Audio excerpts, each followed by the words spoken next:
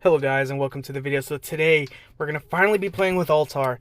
Mission 15 came out for anyone who's been playing since the very beginning of this event. And the incident came out literally like an hour or two ago.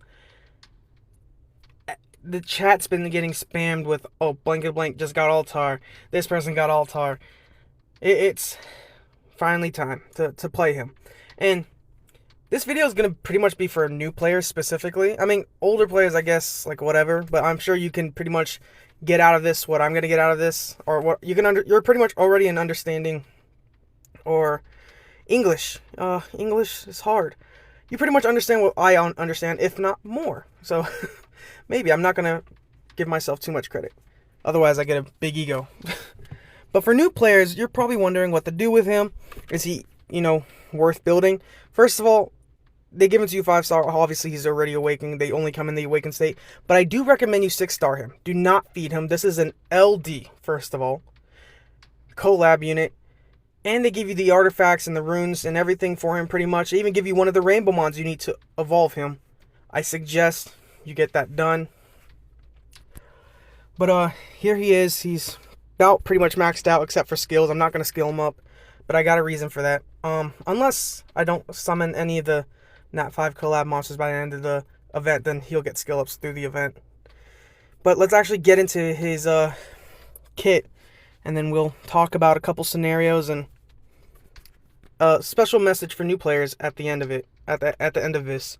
So, first skill is it attacks the enemy to inflict damage that ignores all damage reduction effects. Obviously, this is talking about units like Darien or even the new Nat 5. The Water Ivor, which has damage reduction in her skill set if you reach a certain stat threshold. We'll talk about her in a different video. But this is good. Second skill grants a threat state on the allied target. Enemies excluding the boss can only attack the target under the threat state with an attack skills, while enemies attack with a single target skill 2 times. That one, I don't know why it's worded so weird, but it's Kantos. They always word the skills weird. Attacks the enemy with a hidden assassination blade. If you don't get attacked during the turn of the enemy, the damage of hidden blade increases by 25% each, up to 100%. The amount is increased. The amount of increased damage will reset when you use a skill. Both of these are every 3 turns. So there we go. He has a critical rate lead, which is also obviously good. Though, most of the time, especially as a new player, when you go into arena, more often than not, you're wanting to use like a leader skill, like Fran's leader skill, where she has speed. But, So let's get to the artifacts. The artifact, you get an attack and defense one. They're fully upgraded, so you don't have to worry about spending the mana to get these upgraded or anything. Damage dealt on dark, plus 12%. By the way, these are default purple artifacts, so they're pretty decent. Damage dealt on waters plus 4%. He takes 3% less crit damage and takes 5% less damage from dark enemies. Skill 3's crit damage is plus 10%. Own target own turn, 1 target crit damage plus 7%. Attack up effect plus 8% and additional damage by 0.2% of HP. He has a decent amount of HP. So yeah. His rune set is a Rage Will set. Attack, crit damage, attack. Pretty decent subs. You're talking about a majority of these subs either have speed, attack, crit rate, crit damage, or HP percent. One of them has resistance and defense. But these are pretty good. I did the math. I think it's 49% crit rate out of all the runes. 10%, 12%, so that's 22, 32, 44, 49. So I'm noting that because this crit rate is not enough. 64 crit rate is not enough. Most people will tell you minimum 70% crit rate minimum. For any units that you want to crit, 70% is the minimum. Though thankfully he has his leader skill, so we're about pretty much making ends meet on that one. So now he's at, what was it, the 97. Sorry if my math is wonky. My brain, I'm not thinking. I've been on this game all day farming fodder to get him evolved. So, one thing that's interesting about this guy is I'm seeing a lot of, or not in this chat because I had to re-log in, but I saw a lot of people saying, some people saying that he was pretty decent, other people saying that his damage is quote unquote whack as fuck. So I think that this guy is actually pretty good, and that regardless of who you are, new player or not, you will either eventually use him or you're going to currently use him for a couple reasons. The one thing that I'm interested in him about is his second skill. I like his third skill. His second and third skill go really well together, because the fact that you have to not get attacked during the enemy's turn to increase the damage by up to 100%, it seems like it would be bad if, because it's like the enemy will know this and be like, okay, we're going to attack you.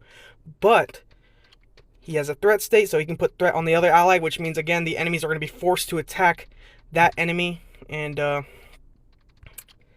while they do that, you're going to be increasing the damage. So that's good. And this can set up really good scenarios. But one of these scenarios is what we're going to try right now. So those monsters that you saw in the defense, they're not ruined at all. So we're just going to do this. And what we're going to do is we're going to put threat on Verd. And you see Hidden Blade. Oh, that didn't really help much. Hidden Blade kind of worked. But what the purpose of doing this, at least to me, you could do something like that where you put threat on Verd, and then you have like someone like the Beast Monk or whatever defend. And it's like, so you do this, and then they're going to be forced to attack Verd, so which means the Beast Monk is going to get his thing off every single time. And then, Beast Monk will counterattack, and then not only that, you'll have the power-ups. This was a lame example, though.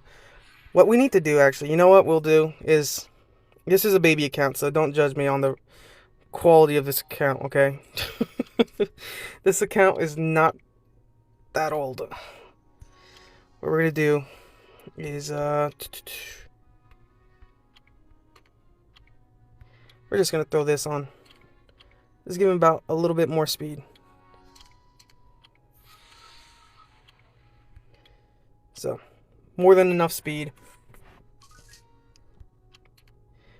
Enter the test again with the same team. Everyone has good crit rate, so everyone should be critting.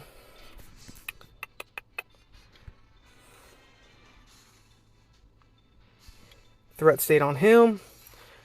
Then Beast Monk comes in, defends. And then this happens. Hidden Blade continues to increase in damage. +2. And then +3. So we could do this. And you're like, okay, that's stupid. Like, what's the point of you showing us this? The reason I'm showing you this is because there's people who run like triple revenge, Verd. There are people who clearly use units like Riley. And when you put the threat state on Riley, it's like you can enter, put the threat state on Riley. They're going to attack Riley. At least until they either strip it off or whatever, right? And then she's going to stack totems. So she's going to stack totems extra fast. Or again, with the triple Revenge Verd, it's like if you put the threat state on Verd and they attack Verd, it's like he's going to be counteracting all these enemies, so you're going to get your turns faster. So that's what I was thinking. Or you get other units that have like passives that disable the enemy for being attacked, or just do whatever, right? But it also helps set up the Hidden Blade. That's one thing I wanted to point out. I thought that was like a cool thing about his skill set. So what we're going to do is we're going to actually attempt to use this guy in here. I don't know. I'm not exactly blessed with the craziest amount of monsters yet. I mean, I have a lot of monsters, but none that I'm trying to build. I'm trying to build the basic team. So we're going to actually enter a couple of these arena fights. Do this. We're just going to put the threat state on Thrawn. Hidden blades, damage is going to go up.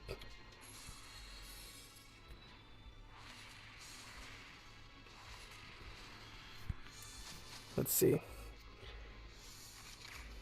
So, let's see the damage on this. 36. It was okay. I mean, we're going to be using him quite a few times, but that's what I like about his kit. His kit is pretty decent. This is not going to be a long video, by the way. I'm not planning on wasting everyone's time with like a 30,000 minute video. But I do like his skill set a bit. I don't know if I like that damage.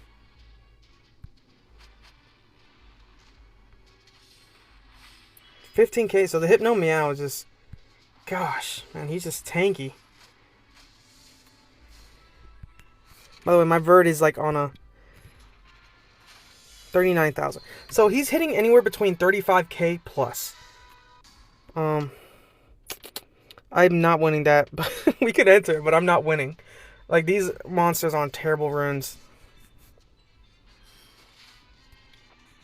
Okay. Get Lucian to go, or do that with Lucian. Believe it or not, I'm going to do this. Threat state. Fraun.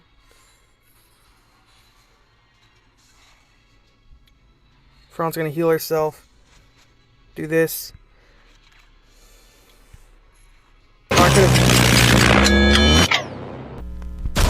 Avoided doing Lucian, but 87K, Jesus.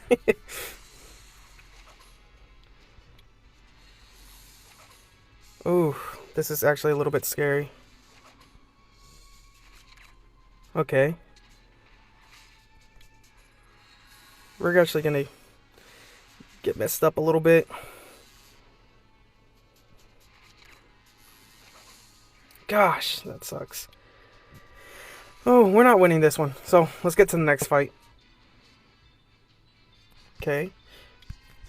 Immunity, attack buff. Let's get Verd going. Or, Verd.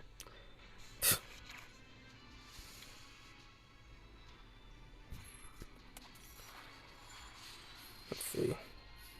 Look at that. God dang it, we're getting attacked.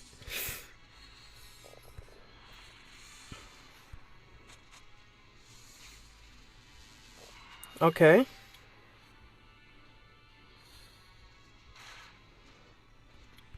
Can we? I like that. So this is going to be pretty good. Though, I think for new players, it's like you don't really need to care about using him. I'm going to be honest.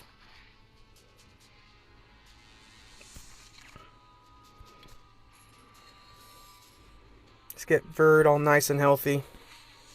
Ooh, that's actually pretty... Alright. Prevent him from moving. Kill Vero. Do that. Heal everybody, attack buff. Make sure they're not moving at all. He's just going to finish her off. 19K. And then we win this one. So...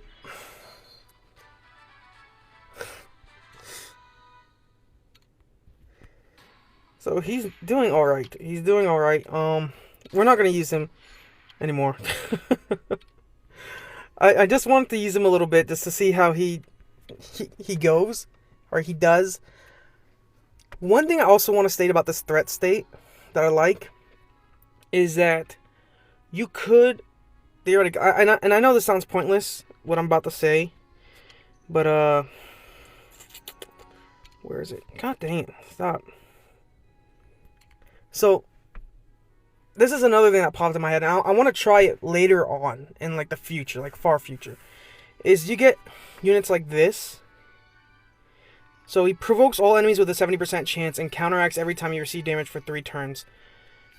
Or you get a unit like Cayenne, who provokes all enemies for 1 turn, defense, immunity, whatever. But sometimes it's like, I know like when you provoke an enemy, it's like they don't exactly how would you say, it doesn't exactly land every time, but he would go great with like provoke units or units that, again, like Chandra, the Beast Monk, the Water Beast Monk, where he defends.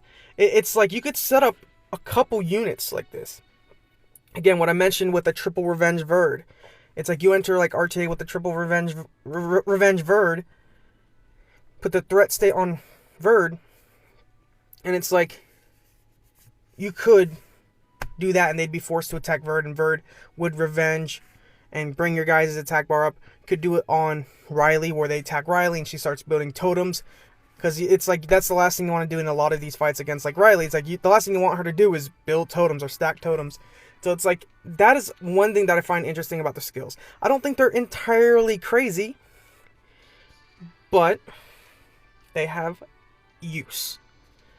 But for new players specifically, while he is a fun-ish unit, I'm going to show you exactly what you do with this guy.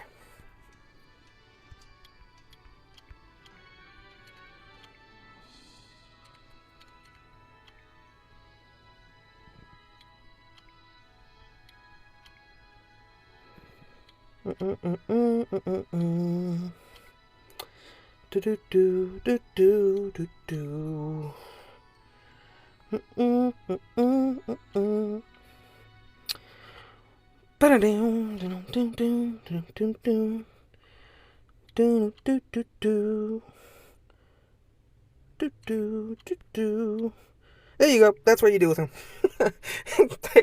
Take the runes off of him. You don't need him. Put him on your Lucian. You do not need this guy. I'm sorry. I know that's rude. You do not need him at all. Not in the slightest. Because there you go. I already prepped the change. So you do not need to use him. He is not necessary at this current moment for new players. You will not be using him until a long while to when you could fully utilize his kit. They're going to be better units. If you need to do damage, you got units like Crow or Lucian or Sigmaris in the beginning. You got a lot of units that you can deal damage. He's just not that unit you're going to be using yet. So I recommend you take those runes off, throw them on units that can use those runes, like so.